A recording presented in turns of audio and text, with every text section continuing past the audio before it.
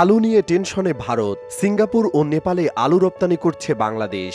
চলতি অর্থবছরের প্রথম ৮ মাসে গত অর্থবছরের তুলনায় আলু রপ্তানি প্রায় দ্বিগুণ হয়েছে।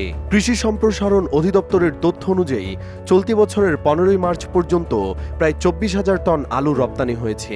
শুধু ফেব্রুয়ারিতে প্রায় ১২,০০০ টন আলু রপ্তানি হয়েছে। বাংলাদেশ আলু আমদানির জন্য এতদিন নির্ভরশীল ছিল ভারতের ওপরেই, কিন্তু এবছর নেপাল, মালয়েশিয়া ও সিঙ্গাপুরে প্রায় ৯,০০০ টন আলু রপ্তানি করেছে। এতে ভারতের কপালে পড়েছে চিন্তার ভাঁজ।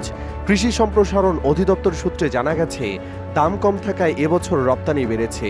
গত বছরের মোট রপ্তানির তুলনায় চলতি অর্থবছরের রপ্তানি প্রায় ৮০% বেড়েছে।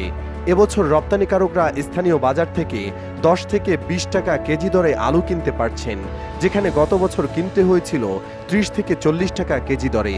এক রপ্তানিকারক জানান, চলতি অর্থবছরে তিনি মালয়েশিয়া, সিঙ্গাপুর, নেপাল ও বাহরাইনে প্রায় ৮,৪০০ টন আলু রপ্তানি করেছেন।